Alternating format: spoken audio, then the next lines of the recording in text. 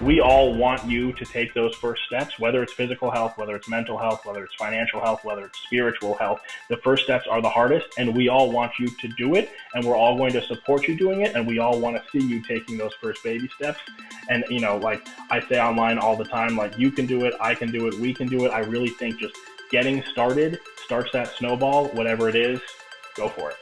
What's up, ladies and gentlemen of YouTube? Boogie298 coming at you live, singing through the power of the internet, and you are listening to my brand new show. Now, as we all know, the internet is a powerful thing, but the true power of the internet is its ability to change lives irrevocably overnight. Whether people are trying to be famous online or not, the internet can hit them like a bolt of lightning and change their lives forever. And for a long time now, I've wanted to sit down with other people who've had their lives changed by the internet the way that I did, to find out what it was they were doing that made them go viral, what they did when they became viral, and whether or not they've been able to use that power of the internet to change their lives for the better or for the worse. Whether you're somebody who's trying to become viral on the internet and become an influencer, or if you're someone who's absolutely trying to avoid the internet's attention, this should have some information in there for you, but I hope it's entertaining as well. So sit back, relax, and enjoy, and welcome to the power of the internet. So today I had the opportunity to sit down and interview a brand new fitness influencer by the name of Danna. And to hear him describe himself, he's just a Southern accountant who's looking to change his life for the better. But the people that follow him, like me, would call him an inspiration. Dave began his weight loss journey about a year ago and started off at over 400 pounds and decided to put his journey online to help hold himself accountable so that people could watch him lose the weight. Now, during this weight loss journey, he has gained tens of thousands of followers, and starting in last December, he started getting national attention. And this has culminated that just before the interview, he got the attention of the one and only bodybuilder, Arnold Schwarzenegger, so you know he's doing something right. Dave is not only changing his own life by making himself feel and look better and giving himself a better quality of life, but he's inspiring tens of thousands of other people doing it via the power of the internet. So sit back, relax, and listen as I get the opportunity to speak with a brand new influencer who's absolutely killing the game and saving lives in the process of doing it, the one and only Danna. But what's up, Dave? How are you doing today, my friend? I'm doing well. How are you? I'm doing really well. I was just looking at your Twitter feed, and you have hit a brand new level of virality over the last week. Who retweeted you recently? It's been a crazy week. This week has been Arnold Schwarzenegger and the Internet Hall of Fame, which is a large Twitter account, as well as a large gym meme account on Instagram. And I find people on Facebook all the time. So, and that's just in the last week or two. It has been quite an intense week in terms of virality, as you said. And so, Dave, if you were to define what you're doing online right now, would you consider yourself an influencer at this point, do you think? I'm not sure when I cross that line. It's certainly not something I'm trying to be honest. I'm mostly just trying to lose weight and have a good time, sort of enjoy the journey. But I do think at some point in time, I have to consider myself to have crossed that line. I'm not sure where it is, though. And I'll be honest with you, I think that's when people are at their most successful, because I think you're a very genuine person. But for the people who are tuning in, don't really know who you are yet, I would say that you're a fitness influencer, but I'd like to hear how you define yourself. Sure. Mostly at this point in time, I'm just a fat Jewish accountant down here in the deep South in the United States. And I got to a point in my life last year when I was worried that my life wouldn't last much longer. And I had just turned 30 years old. I was getting an error message on my scale at home because it only went up to 400 pounds. And, it was sort of my come to Jesus moment. I had to make some radical changes and at least get a number on the scale to start with. And then I started posting, just for accountability. I wanted to do it under my own name. I wanted to do it consistently because, as with every big guy, I tried and failed every diet beforehand. What I never done is done it in public before because I was too embarrassed to do it. I was too ashamed to do it. I knew I was going to fail. So why bother, right? It was tough. It was really hard. It was hard enough on my mental health being that big. It was even harder failing repeatedly, So I thought, you know what? I don't think I have many more first chances left at this size and still gaining. So I'm going to do it in public. I'm going to do it under my own name, and maybe one person will follow me. Maybe 1,000 people will follow me. But the point was accountability and consistency for me. And here we are, nearly 50,000 people later, and 9 months later, down about 85, 86 pounds. That's incredible, man. Yeah. And so I love I love to see you losing weight, but I don't think necessarily just because you're losing weight, that's why you've caught so many people's attention. So what do you think the magic is? What is it that you think has made you, because I have a theory on it. I'll offer my theory as well, but I'm curious from your perspective, what is it that you think is getting the attention of so many people? Yeah, I don't think, to be honest, I don't think it's primarily the weight loss either because I'm going pretty slow and steady, and the internet likes, constant dopamine hits and sort of that addictive nature of social media. And me dropping 1 to 2 pounds a week is not the most exciting thing anyone's done. It's what I want to do. I think it's healthy and sustainable, but I think there's a real craving, especially in the last few years, for authenticity and for being genuine and for putting yourself outside of your comfort zone. And I can tell you, I'm definitely doing that, and I'm doing it every day. And I think rather than try to be a brand or a character, I'm just myself every day. And sometimes I I post love it. food pictures, and sometimes I forget to post them, and sometimes I post selfies here and selfies there. And I have different interests, and I just talk about them. And I'm not political, and I'm trying not to engage in any culture war issues. I'm not trying. I'm definitely not engaging in any of that. And I'm just trying to be an authentic guy, trying to lose weight because that's really what I am on a daily basis. And to be honest, I guess it struck a chord. The weight loss helps, of course, but I think it's more than that. I think you're right. So one of the things that made you come across my timeline, if I'm getting the quote wrong here, but you were talking about not wanting to embrace obesity, not Yes, wanting to be someone who accepts fatness, but you're someone who wanted to defeat it. correct. And I love that because I think that is, like you said, not really engaging in the culture war because there's this huge culture war about fat acceptance and some people are fat and you got to love fat people and accept fat people, right?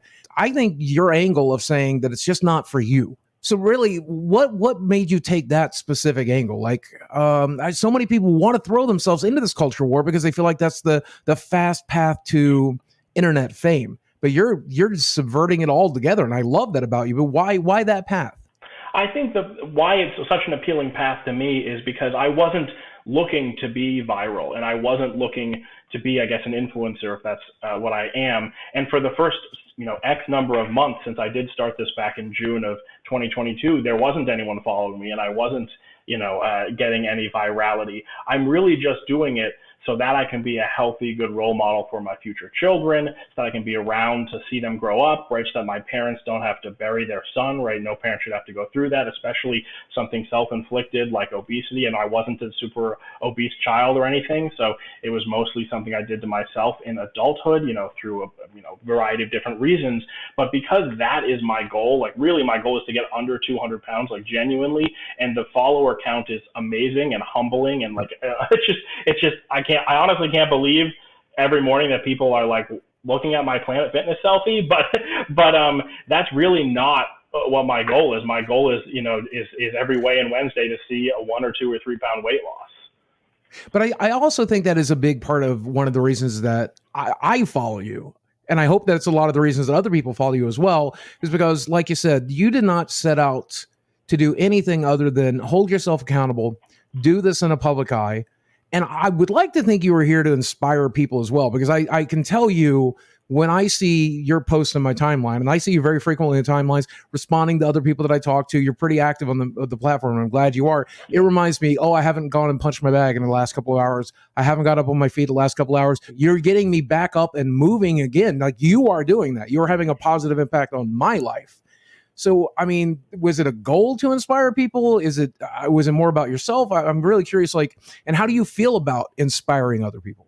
Initially, it was not, because again, I was holding myself accountable for something I had almost written off that I wasn't going to be successful at.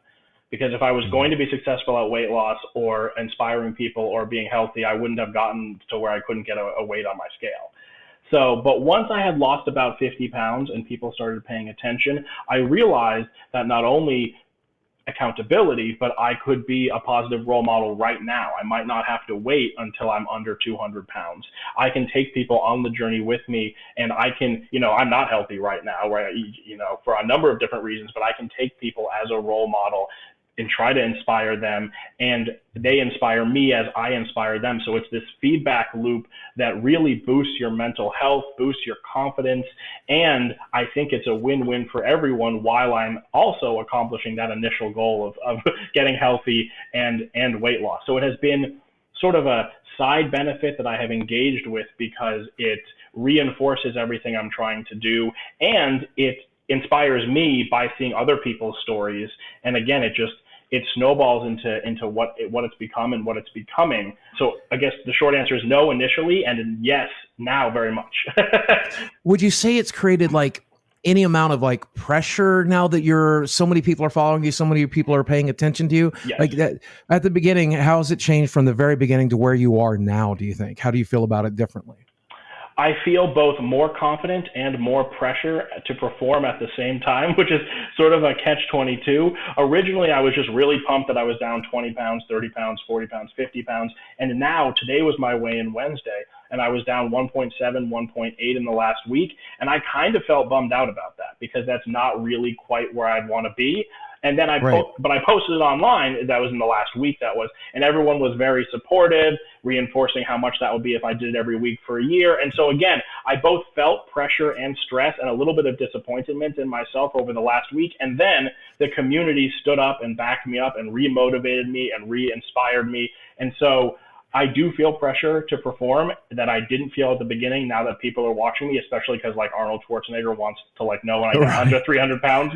So, you do not want to disappoint the Terminator. That's not a thing you want to do. Yeah, that's exactly right, and I'm not going to. But so there is more pressure, but there's also more confidence because at this point I know that for some reason on such a toxic platform like Twitter, I found a very positive and inspiring and motivating corner of it. Not just me to them, but them to me. When I have a week when I lose 1.7, 1.8, a 300-pound guy should, hopefully my goal is to do a little better than that. So I came up a little bit short, and I posted it online. I'm holding myself accountable. My gym selfie and my got on the scale, I posted the video, and everything was very positive, very reinforcing, very motivating to me. So yes, more pressure and more confidence at the same time. My mental health is both much better, and I feel more pressure to perform at the same time. Then one of my favorite things on your feed is seeing your non-scale victories, because the scale is very, very important, right? Yeah. And I'm so glad that that's a way that we have to measure our weight loss and things. And we can also measure our weight loss in inches and the sizes and our muscle growth and our fat percentages, and all of those numbers are great. But when I see you doing brand new stuff, like when you were doing bench presses this week, which was what caught Arnie's. Yes, exactly. Could you have imagined at 400 pounds you going into a gym and bench pressing at all? No. For starters, I couldn't have imagined myself going into a gym, period, let alone using the strength equipment that's for like buff dudes and bodybuilders and not for like 420-pound-year-old accountants who are, probably depressed, right? Like definitely not. I would have spent 30 miserable minutes on the treadmill, and then I would have left and I burnt like 45 calories and felt terrible, right? And gotten takeout on the way home. So to do it, it has become, I say this sometimes and I'm not sure people really understand it, but the mental health benefits over the last 9 months have exceeded the weight loss and physical health benefits. And that's hard to say because I have dropped 90 pounds and my blood pressure's come down, my glucose has come down, my A1C's come down, all these good scale measurements or blood measurements. But the non-scale victories are what's so much more impressive to me personally and impressive to my girlfriend and my friends and family. Just my self-confidence, my self-worth, my I'm never formally diagnosed with depression, but I feel like I probably had some sort of binge eating disorder or food addiction disorder. Not that I don't have it anymore, but such improvement over 9 months. And I think that has been driven largely from going to the gym every 5 days a week, before 5 a.m. And it's been driven by that, even though the number of calories I burn per workout is not that impressive. It's a candy bar. It's 2 candy bars. I can easily offset whatever I burn in the gym. But what I can't do is offset the mental health benefits and the confidence and the feeling of positivity and optimism I get by like 6 or 7 in the morning before anyone's awake. I got up, I did this thing, I got my blood pumping, I got a sweat up, I tried a new machine in the gym, a leg extension, don't know what that is, I don't know, but like I did it, and then going home, that mental health boost, I think it can't be underestimated, and it often is because so many people don't go to the gym, or so many people are very hyper-focused on their scale victories, and those are important, but I don't think you should get addicted to the scale. I don't get on the scale every day. I think we get stuck in analysis paralysis if we get on the scale every day. Your weight fluctuates from all sorts of reasons, and you end up just freaking out over a point 0.2 gain, a point, point 0.2 loss, whatever. I'm 300 pounds, right? The decimal isn't important, right? So, but those non-scale victories, those mental health victories, they're so important, and men just don't talk about it. And I think that might be another reason that people, follow me, because I'm not an expert, and I'm not trying to be, but I am a man who does talk about his mental health. So I do love that you're talking about the mental health aspect, and I do have a couple of questions. Sure. I do want to talk about the health at any size movement, but before I get into that, I do want to ask you: are you working closely with a trainer at this point? Are you working with your doctor at this point? Like, who do you have professionals in your life that are helping you with this? If you're comfortable talking about it, are you doing therapy? Like, do you have professionals in your life that are backing you up here? So I am working with a doctor. When I moved here in May of last year, and I started this journey in June, and I went to my doctor for the first time in 10 to 15 years, a long time. This was a new doctor in September, and then I went again in January, and I'll go again in June. So I'm seeing him 2 to 3 times a year, and we're doing blood work every time, obviously getting on the scale every time, discussing diet and exercise every time. And I have been taking advantage of the free group sessions they have at the gym. But I will say, and I know this some of the gym bros will get me for this, but the workouts I do like mild to moderate workouts. So I'm trying not to push myself too hard. I'm not trying to do like those Biggest Loser crazy things. I don't want to injure myself. I'm still a big guy. I don't think my mental health could take an injury that kicked me out of the gym for a month. And really at this point in time, I'm picking up and putting down so much weight every time I stand up and sit down. I just got on that bench press like a couple weeks ago, and I was like 7 or 8 months into my time at the gym. So I'm taking it very slowly, very mildly, very moderately. I've got nothing but time, as long as I get to my health goals, right, to learn it slowly. So medical professionals, in terms of my doctor, seeing them 2 or 3 times a year, getting blood work done, discussing diet and exercise, yes. The gym, in terms of seeing a trainer, I don't have a single one-on-one trainer. I have met several times in a group session that they have little classes to learn how to do some of this stuff, and then I'm taking it very slowly. And then I have tried therapy in the past. I was not super impressed with it. It is something that I am considering doing again. But I'm nothing against it. It just, I have tried it in the past. I'll be entirely brutally honest with you. Therapy is like dating, man. I like anybody who ever wants to get into therapy, you have to find the right match. And it's so like you go through all the trouble of finding a therapist, and then you go through like setting down with them for the first time and trying to get to know them. And then it's not a good fit. So now you got to go on a first date again, as though I actually call them first dates at this point. And it's so hard to find a therapist that you match with. And then on top of that, they've got to be educated in the field that you're in. And on top of that, doing things that you'll be receptive to, because some people are receptive to talk therapy. Some people want cognitive behavioral therapy. So there's no problem. And in my opinion, ever taking a break from therapy, finding out it didn't work for you, moving on and trying to do those other things. And I think everybody needs to be in therapy. I think even therapists need to be in therapy. Most of them are, because their job is so difficult, right? Yeah. So I always recommend to anybody who's doing what you're doing, what we're doing, anybody doing social media, look into therapy. But I also think it's okay that you're doing it without it. And I also love your perspective of, and this is one of the reasons I'm following you so closely, is that you are taking your time, because you do have a professional life outside of what you're doing. Yeah. You can't sprain your back and end up missing your work. You've got a job to do, got a life to live. And every therapist I've ever had, every doctor I've ever had, and I presume your doctor might agree, it's not the big changes we make, like a crash diet or doing a keto diet or whatever it is we choose to do. It's the small lifestyle choices that we make.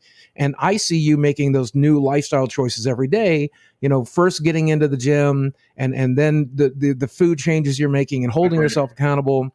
And I think that's the right path. And I love seeing a fitness influencer that's on that path, because I think genuinely, and I don't know if you agree with this, it'll tie into some of the things I do want to talk to you about today, is I think The Biggest Loser and the television shows like that did such a disservice for people, because people on that show, they lost weight overnight, it seemed like, because they had 12, 14-hour days in a rehab facility where all they were doing was working out from the moment they woke up to the moment they go to bed, and they're getting paid to do it. Not everybody can do that. Yeah. Some people out there who are listening to this are working 2 to 3 jobs a day. They need to learn from you and see what you're doing and the way that you're doing it, not risking injury, not risking collapse, not risking relapse.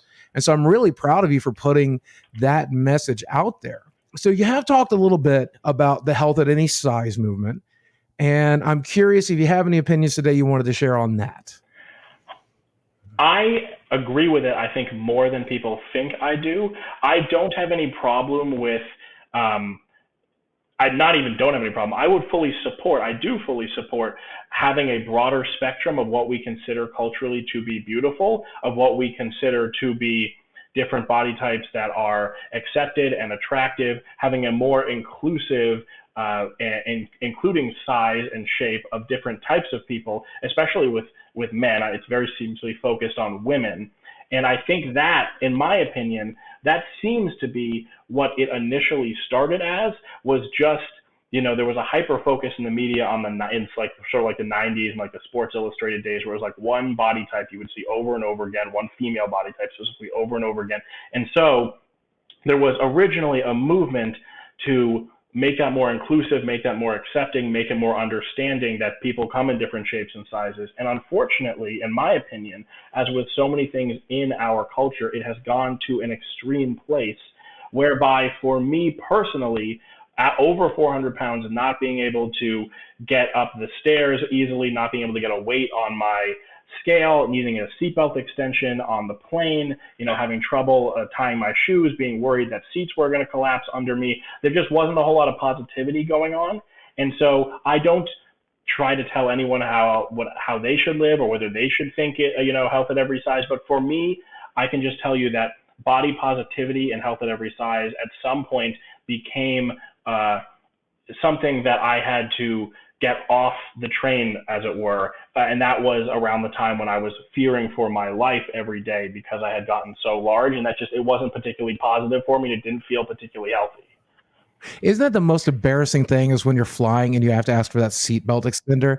It is so, and they don't make it easy, right? Like, you have to flag down the woman as you're getting on the plane, and then she's like, "Oh, I'll be right back with it," and then she marches it back to you, and everybody knows what's going on. And on top of that, I tend to buy two seats because of how big I am at 400 pounds even now. But at 600 pounds, it wasn't an option. I had to do it, right? And so I just flying is such a nightmare at this size. Have you been big your whole life, do you think? No. So when did you really start getting big? I graduated college probably around 225, which for my height meant that I should lose a little bit of weight, but nothing like being 420 or where I probably started. So it was after college. It was being a workaholic. It was the stress and pressure of, I went right into Big Four public accounting, combine the high intensity job, the stress, living in a big, very expensive city, never seeing the sunlight, never having time to exercise or thinking I never had time to exercise, and then combine it with a salary that for the first time in my life, I could buy as much fast food as I wanted. Not expensive, nice food, but the drive-through, right? Especially back in 2015, 2016, before it was as expensive, there were still dollar menus around and whatnot. I mean, I could pack down a lot of calories on a starting accountant salary if it was handed through me a car window. And so it wasn't that hard to pack on 100 pounds in 3 or 4 years, and then 100 pounds after that, or, roughly what I did. And I think a lot of it was driven by mental health, was driven by stress, was driven by work, and was driven just by, I went to college and I grew up. I had a wonderful childhood. I wasn't particularly overweight or obese, but I don't think any of that does a particularly good job for preparing you on how to adult in the 21st century, with the constant pressure of the internet, the constant connectedness, the social media, the fact that my work email could email me whenever, my parents didn't go to Big Four public accounting in Washington, D.C., right? That my experience was just very different than theirs.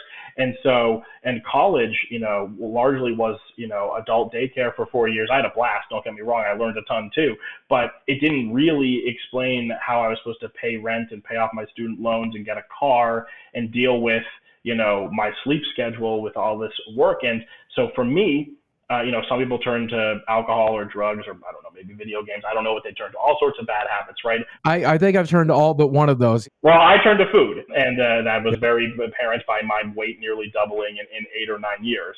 So the answer is no. I was moderately overweight, I guess you could say. I needed to lose 20 or 30 pounds, by the time I graduated college, maybe 40 pounds, but certainly not 250, right?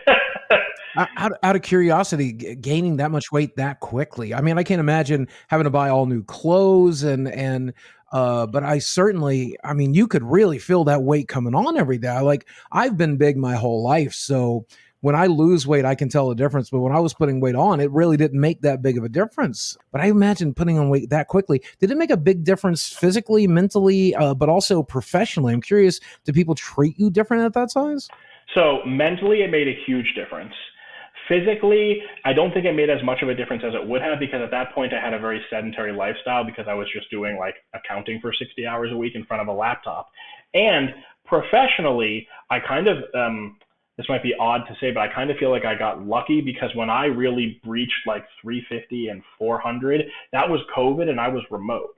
So I barely saw anyone. So that was a blessing and a curse. I'm not sure I would have gotten as big if I was still going into the office, but at the same time, I don't think I caught some of the judgment I may have if I was, because 300 is big. Over 400 is, really big, but I wasn't in an office for the last 3 years, or I was in an office a lot less, or they only saw my head, even less than you're seeing right now. And so it didn't have an impact on me professionally, but I do think it would have if I were going into the office 5 days a week while I was that big.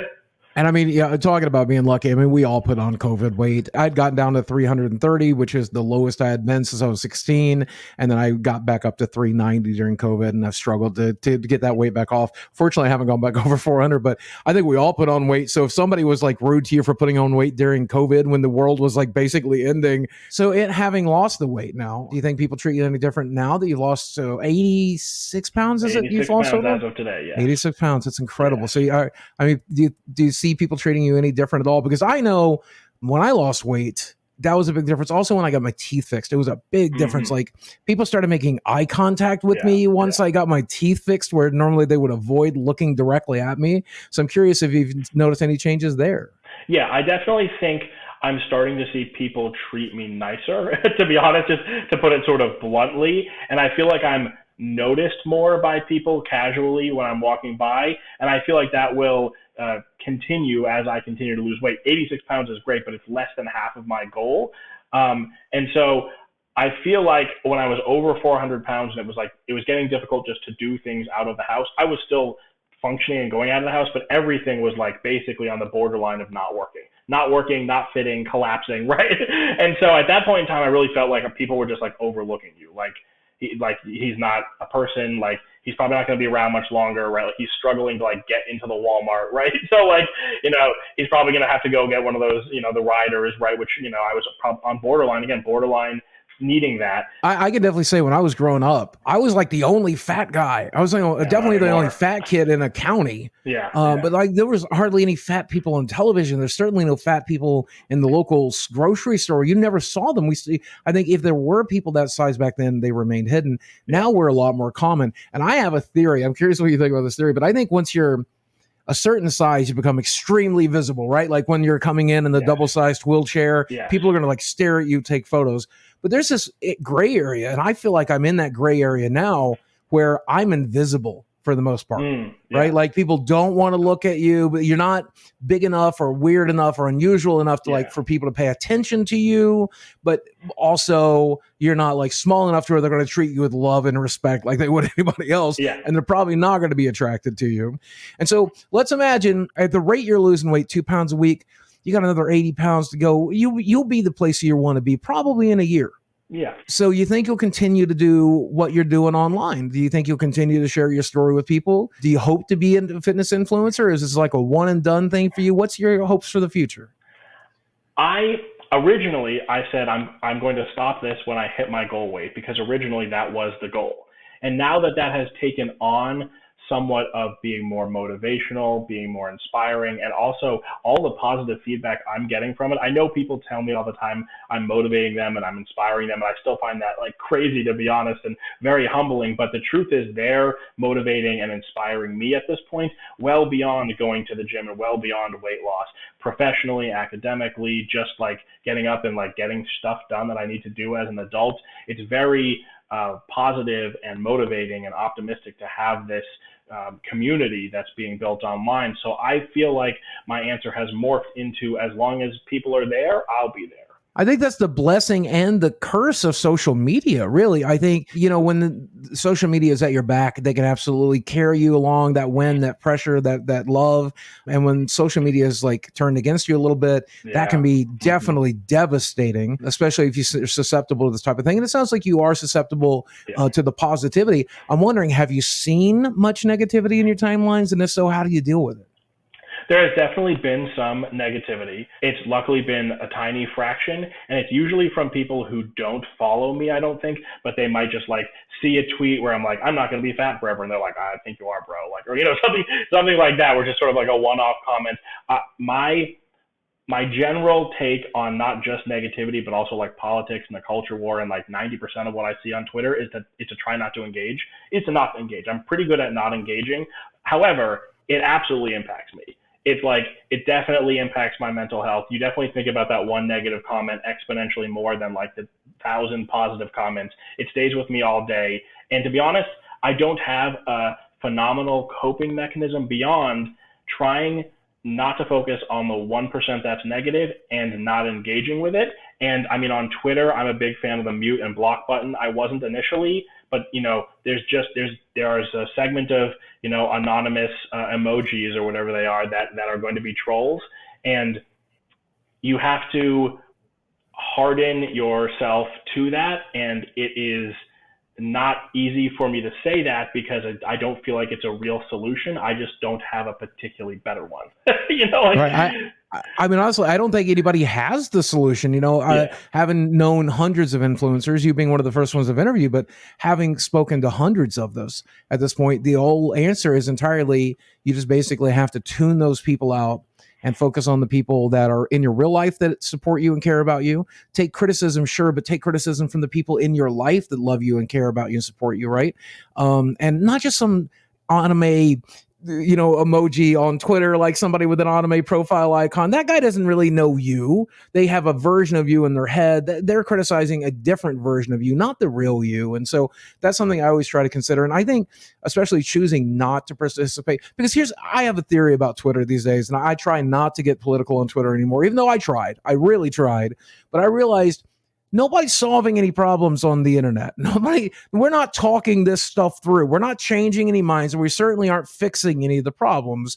It's a bit of I don't know, just kind of virtue signaling is a word that some people have used. I don't necessarily think of it as that, but I feel like it's kind of like a dumping ground where everybody talks and nobody really listens. And so I think it's probably a great idea to stay away from that stuff, not just for a career or not just for social media, gaining following or anything like that, but I think just for your mental health. And I'm glad to know that mentally you're staying away from that, because losing weight online, I think, is probably one of the most dangerous things somebody can do, especially if you're dealing with mental illness, depression, food addiction, binge eating disorders, eating disorders, any of that stuff. Definitely, those people can set you back quite a bit. Yeah, and I was just going to say, I think that's especially true for men, because we don't talk about our mental health and we don't talk about the struggles we're having. And so there's no spaces that exist, I feel like, at least, that there are in some cases with women who are already talking about that. I think it's harder for a woman to be online than a man, but talking about mental health online as a man, that's where I've gotten the most negativity, because they'll just tell you to like man up, like, lift heavier, just some like off the cuff stuff. I don't even know if they necessarily mean it negatively, but like manning up or like lifting heavier isn't like going to help my like binge eating or like that I'm having a, a bad mental health day, right? You know what I mean? It's not helpful. And I'm going to think about that comment now for 6 hours, and I have to be at work or I have to be doing, schoolwork. But I do think you touched on a key point that, they say on Twitter all the time that Twitter is not real life. And I do think that is key. And something I probably haven't mentioned is that my in real life support network is also very important. The online stuff is great. I'm definitely going to keep doing it, but I see a lot of people who don't have that for whatever reason, or are trying to purely do it online. And I think that it's in the background so people don't realize it, because it's hard for me to like post like exactly what that is, but it's very important and it very much exists. And it's the bedrock for when I get too many negative comments. I disengage, I get off Twitter for a few hours, and I go, engage with my in real life support network. And, after, people move on after like 10 minutes on Twitter. So you get back on in a few hours and they're off trolling someone else, right? I find that they only stick around when you give them the attention that they were looking for, and they're like, "Oh, I found a source of that engagement. Now I'm going to triple down on this guy." But you have some real end game goals here outside of social media, right? You're doing this not just to save your life, but I think you said on Twitter that you're looking to start a family as well. Yeah, Is that something you're agreed. comfortable talking about with? Yeah, sure. So I'm getting serious, more serious with my girlfriend, and I see that progressing into being beyond a girlfriend. And then I definitely want children. I'd like to have three or more. Maybe that's a little too many, but I'd like to have at least three, and I'd like to be a healthy and positive role model for them. And so it's very I want to be healthy for me, because it felt, again, there was nothing positive in my mind about being over 400 pounds. But as a father, as a husband, hopefully as a member of a community I can put roots down in, I'd like to not build an empire or anything, but build something positive and constructive that I can show my children, just like my parents showed me. And I feel like I couldn't start that at over 400 pounds, to be honest. I just I needed to be able to put a seatbelt on first, right? Right. I've always agreed that, like, if I wasn't able to get out into a yard and play ball with my kids, then why am I having kids, right? If I can't get down on the floor and play with my children, then I probably should not necessarily be wanting to have children. That's my personal preference. I'm not here to tell anybody else what they should do. I don't think you are either, right? And a lot of the times we don't plan for children, right? Children just show up sometimes, right? So not everybody out there's got that choice. And I'm not saying, if you just because you're not mentally well or financially fit, I'm not saying anybody shouldn't have kids. I'm just saying, for me, starting a family moving forward, though, you think you'll continue to let the internet be a part of your life moving forward, even when you start that family? Or do you think you might find yourself tuning out one day? Do you think the internet will be a part-time thing for you? Could it be a full-time thing for you? What are you hoping to do with it? I think it will definitely be at least a part-time thing. I don't think I could disengage, to be honest. At the end of the day, I'm a Twitter addict, like a lot of people on Twitter. I happen to try to use it as positively as possible, but it's still hard for me to get off at the end of the night, even with a 4 a.m. wake up the next morning. So I do think it will be at least a part-time thing for me. My fear with trying to move more full-time is that I only blew up in the last few months. I really don't know what I'm doing. I'm not any type of expert. And with children, hopefully in my future, in the not too distant future, I didn't grow up with social media. I grew up like just a few years before that. Like, maybe I had a Facebook in high school, but like maybe I didn't have a smartphone. So a lot less so. I'm really scared of how to raise children appropriately on social media, because it's so addicting, and it's such a negative and positive for them. So that doing it as a husband and a father with children, I think would be very scary for me. But I do definitely see it being a part of the rest of my life. The community has been so positive, so motivating. I definitely don't expect to stop. And the reason I'm giving you sort of a roundabout answer is really because I blew up in December, and it's the first week of April, and I'm not 100% sure. I'd like to keep going. I'd like to keep doing it. For so far, it's been amazingly positive, and it's been amazingly motivating to me. But and I would like to keep doing it as long as there's an audience and keep building. But I guess the answer is I'm not 100% sure. I love that. And again, I think some of my advice has been to people throughout the years, and if I were to offer any advice to you, is that what really brings you to the table is your authenticity and you being who you are. And I think it's when we try to be who other people want us to be, or to create the type of content other people want us to create, or do the things that other people want us to do, that's when we lose that authenticity. Yeah. But the fact that you're just figuring this out as you go, and you don't have a social media manager in your pocket, there's just nobody trying to teach you how to do this. Yeah. You're just being the best you that you can be online every day. And I'm just going to be honest with you, Dave, having talked to you today and followed you for a while, I think the best you is a very good you. I appreciate I think that. you are a very kind person. I've also watched some of your YouTube videos, and I enjoy what I'm seeing there as well. Thank I mean, you. he's not just on Twitter, folks. You got to watch some of these YouTube videos as well. I appreciate that. I think there needs to be more people like you on social media. And if I had to guess, Dave, I would say that moving forward, I think as long as that authenticity is still there, I think you're going to do so incredibly well on the internet. You're young enough to where you could probably set social media down and not really be too wrecked by it. Now, my generation, some of us found it and decided this was all we were ever going to do ever again. Some of us found it and decided we hated it and walked away. But I think the generation that's coming up right now, the potential kids in your future, they're going to live in a world where social media is just constant. Yeah. That's all there is, right? That's how they make their plans on the weekend. That's how they live their lives. That's how they communicate is through text. It's going to be so ubiquitous and so integrated to everything. It's both exciting and very concerning for me, just because it's so different from how I grew up, and I see it as such a double-edged sword. Before these last few months, like my personal Facebook page, or I didn't have a personal Instagram, I didn't have a personal TikTok, I didn't have a personal Twitter. My Facebook page I posted a couple times a year, like to keep my parents and grandparents updated. I wasn't a really big fan of social media, and then I decided to do this for accountability purposes, and now I have a following. But sometimes people ask me like the plan, the strategy, and like you mentioned, like there isn't one. I don't know. I just started doing it. I don't have a person, but there's no one managing. It's just me. And I'm not really any type of social media or YouTube or anything expert. I'm just figuring it out as I go. And it's been wonderfully positive. But like you said, the kids these days, or kids in a few years, it's just going to be integrated into, I can't even imagine what it'll be integrated in, but it's going to be constant and 24/7. And it's either going to be like a wonderful, beautiful thing or not so much, or maybe both, depending on how you use it. But, my hope is, honestly, that by the time I have kids and they're old enough to understand that I'm at a place with my social media that I have answered some of those questions, and that therefore I can be more established and more understanding of like algorithms and all this stuff that drives all of this, and hopefully that will allow me to be a little bit more of a role model to them with a history of like positive social media usage. Hell yeah. So if there was somebody listening right now, okay, because when you started this journey, how many followers did you have on Twitter, for example?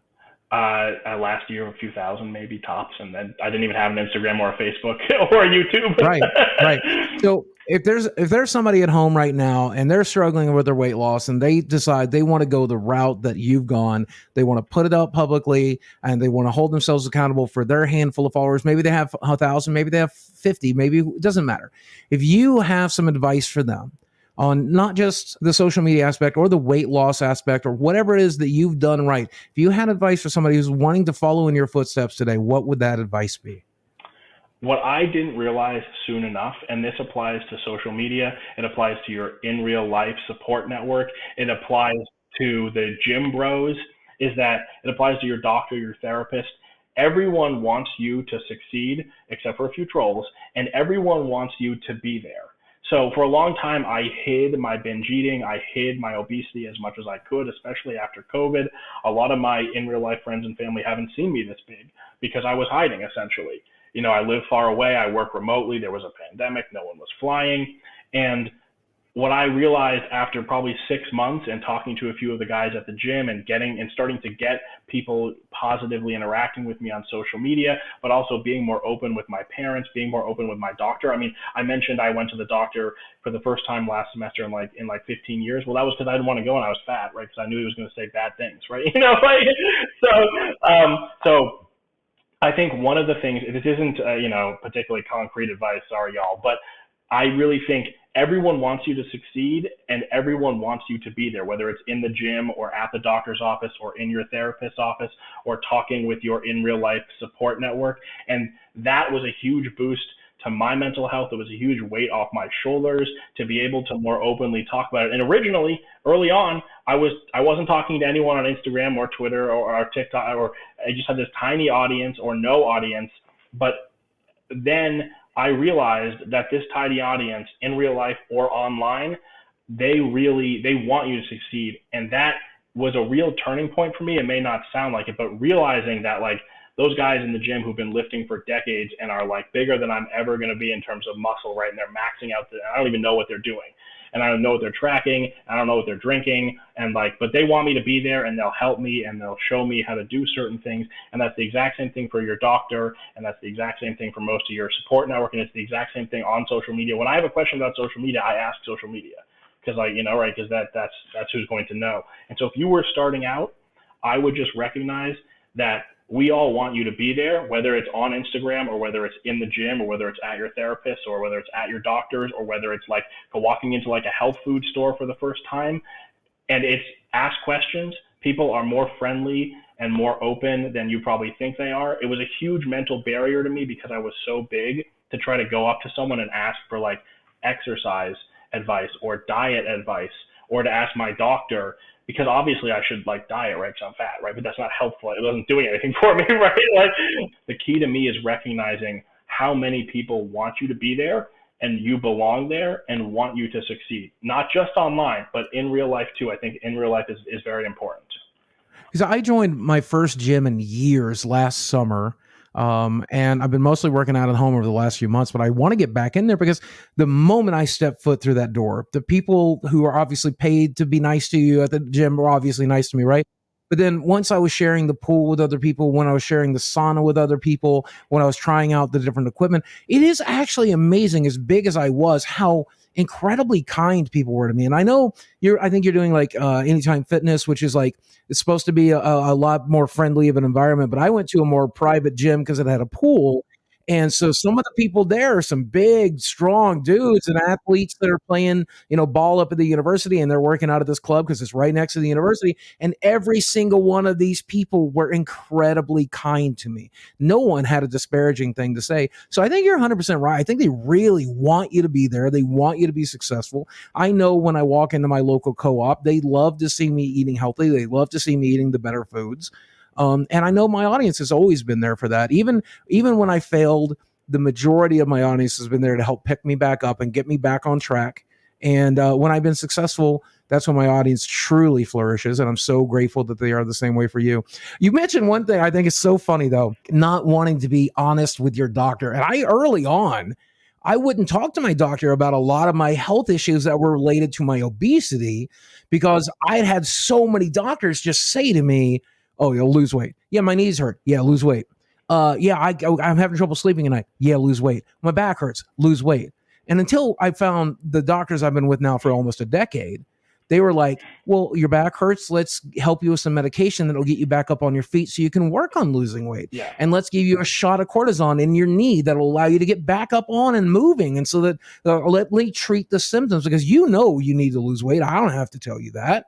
You know how to lose weight. If you want, we'll introduce you to a nutritionist. She'll set you down and tell you everything you need to know. But you already know less calories in, more calories out. It's pretty simple. The idea of lying to your doctor is so fascinating to me because your life literally is on the line when you're talking to your doctor, right? Yes, exactly. And 20-year-old me would do that. Mm-hmm. 20-year-old me would hide things from my doctor and just not even bring them up. I'm literally paying this guy to help me with my problems, and I wouldn't tell them the truth about my problems. That's the kicker, isn't it? An exorbitant amount of money, and you're lying to them. Right, exactly. And so now I'm probably too open with my doctor. Like I just actually saw my general practitioner 2 days ago, and we were talking about me potentially getting to the boxing ring, which I'm looking forward to doing. And I've been getting my exercise, my practice, and learning how to throw a punch and learning how to take one. And I'm trying to get there, man. I'm excited about it. It's actually in exercise I'm enjoying that's not swimming. So it's like, it's actually a lot of fun. I love building that power in my upper body and stuff. But I told him, I'm like, I think I'm going to fight this guy. He's like, really? And just like started laughing. Yeah. I'm just so grateful to have such a good doctor. And I think same with therapists. You got to find the right doctor. You got to find the right therapist. That support structure is so important. And I'm so glad that you've got that support structure as well. So, man, I don't want to borrow any more of your time. I've had you for an hour, Dave. This has been incredible. Anything else you want people to know about you? Obviously, you've got a YouTube channel. Where can they find you online? That's for sure. And any closing remarks you got for these guys? I'm Davey Danna on pretty much everything: Facebook, Instagram, Twitter, and YouTube. I'm the one who's verified. I'm the one posting all the gym selfies. But Davey Danna on everything. And again, I think I just would reiterate, if I could take a moment, and just that people want you to take this journey more than you probably realize. And yeah, it's embarrassing to come out and be like, hey, I got up to like 400 plus pounds. I can't wear a seatbelt. But they want to see you taking those first steps, and those first steps are the hardest ones. So I would just encourage you, whatever those demons are that you're fighting, whatever struggles you're going through every day, we're all going through our own, take those first few steps.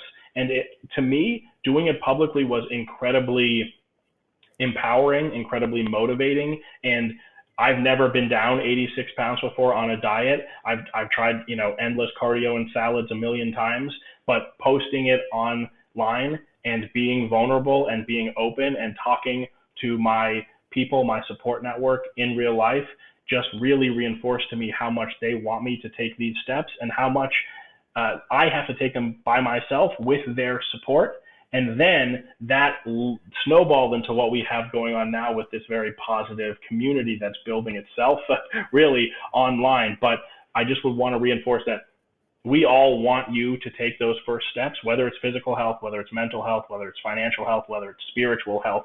The first steps are the hardest, and we all want you to do it, and we're all going to support you doing it, and we all want to see you taking those first baby steps. And, like I say online all the time, like, you can do it, I can do it, we can do it. I really think just getting started starts that snowball, whatever it is, go for it. Dude, that is incredible. I've already done all my workouts for the day. My arms are sore as hell. I'm going to get on and do 5 more minutes today just from that alone, man. And Dave, I appreciate you so much for spending your time with me today. But more importantly, I appreciate the person you are choosing to be. I think you're helping the world, brother. And I'm so glad you're using your social media influence to do that. And I want you to know it's helping me as well, brother. Well, thank you very much. It's wonderful to hear that. It's my pleasure to be here. I've been following you back from the Draw My Life days and the Francis days. So honestly, I try not to fanboy too much, but it is an honor. You've been one of the OGs of Twitter. I followed from a long time ago. Well, thank you, my friend. All right, man. Well, I'll speak with you again soon. Absolutely.